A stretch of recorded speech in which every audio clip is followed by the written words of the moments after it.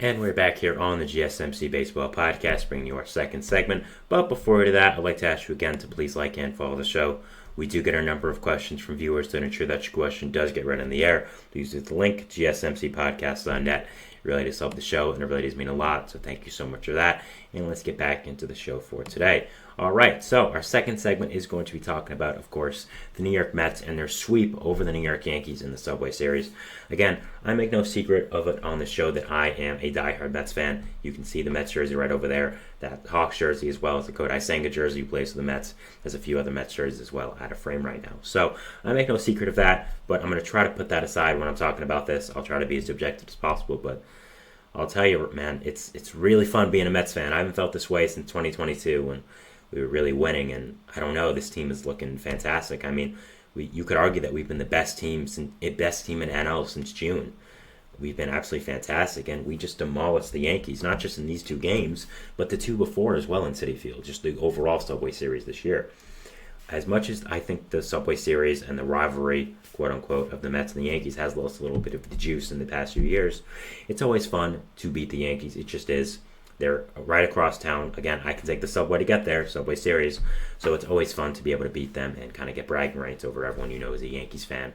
Because believe me, I know a lot. I probably know more Yankees fans than Mets fans, but it's always fun for me to be able to, have bragging rights over that, at least for this year. And the Yankees aren't looking too good right now, I'll tell you that. But we'll get more into that for this segment. So, first game was on Tuesday, July 23rd, of course. Opening would start off with a Gleyber Torres home run in the bottom of the second, his ninth of the year, to make it 1-0 Yankees. Jose Quintana was on the mound versus Luis Gil of the Yankees.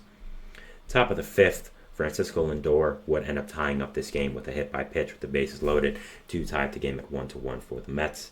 Top of the sixth, Jack McNeil will continue his reign of the second half, continuing his power surge with a 2-run home run to make it 3-1 Mets.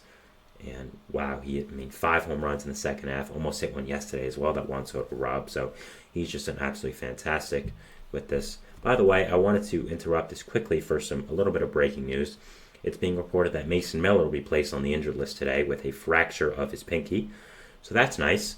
I wonder how that will affect his trade value, but it is apparently from punching a wall after a win. I don't really know what happened there, but that's something interesting I did want to just make sure I mentioned before I forgot about it. So I wanted to mention that there, but we'll continue with the Mets. Bottom of the sixth, Alex Verdugo would get a run back on the board for the Yankees, making it 3-2, hitting an RBI double. And now is where the fun would start. So it is 3-2 Mets going into the ninth. The Yankees did not score. And we are now going into the ninth. And the Mets have nobody really available outside of that bullpen. Edwin Diaz pitched a lot of pitches versus the Marlins for the last few series. And they had to put in Jake Diekman to close the game. Now, if you don't know about Jake Diekman this year, he's been one of the worst relief pitchers in all of baseball. As a Mets fan, I loathe every single time he comes close to the mound, so having him in the ninth inning where Juan Soto and Aaron Judge were likely to come up was really not fun. So, to be fair to him, he started off the game with a fly out of Trent Grisham. 1 out. Then, Juan Soto would walk. So now, there's 1 out, the Mets only up by 1, Aaron Judge at the plate, with Juan Soto on first. Judge is the winning run. Judge can end up walking off this game with one swing of the bat. He crushes lefties, obviously. He crushes everyone, but of course he crushes lefties more. He's a righty. And Diekman versus Judge, the guy with an 80 ERA versus Aaron Judge, the modern-day Barry Bonds, who had been walked 4 times in this game before this. That's how good he is. And Diekman would end up striking him out, and Judge would look at the final strike, which was clearly a strike, by the way, no argument as well. I was sweating the entire at-bat. I'm sure every Mets fan was. And then Ben Rice would end up grounding out, and the Mets would win this game 3-2. Just an awful, embarrassing loss by this Yankees team to be able to lose from Jake Diekman closing out the game was really embarrassing, and they got the first game, so props to them. Second game, yesterday, would not even be a contest whatsoever. Bottom of the first, Gleyber Torres would lead off with a home run, his 10th of the year, 2 in 2 games, making it 1-0 Yankees. Top of the third, Tyrone Taylor would end up tying it up with his 6th home run of the year, making it 1-1. A Juan Soto home run would make it 2-1. And then the rain would start for the Mets. Top of the fourth, Pete Alonso would hit his 20th home run of the year to make it 3-2. Francisco Lindor with his 20th home run of the year, a 2020 season already. MVP candidate, I'm telling you, 5-2 Mets. A Tyrone Taylor single would make it 6-2. A Mark Vientos home run would make it 7-2. And then a bunch of other things would happen, including Francisco Lindor's second home run of the game, making it 11-2 Mets, and they would end up winning the game 12-3.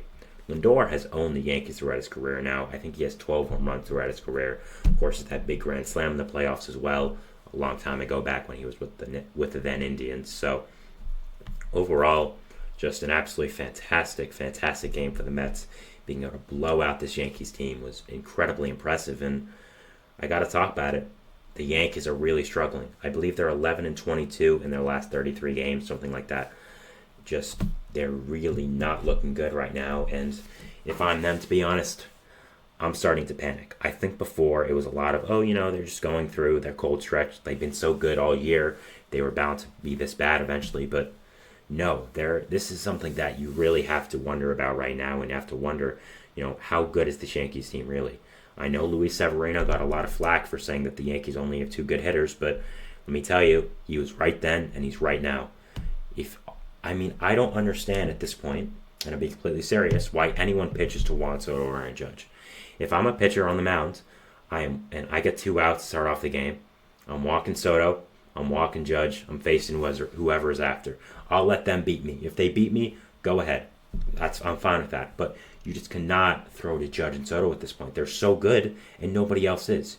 The Yankees have to add protection between these guys because, again, the Mets walked Judge 4 times.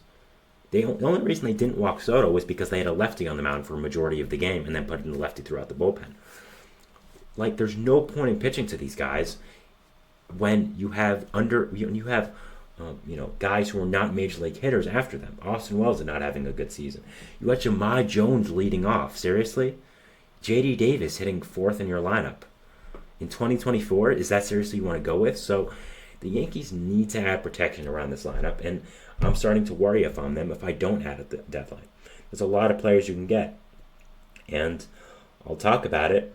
I think Jazz Chisholm is a perfect fit for this Yankees team. I know there's a report coming out that the Yankees don't really like his personality and are worried about his fit in the clubhouse. But let's be candidly here. Let's just all say it.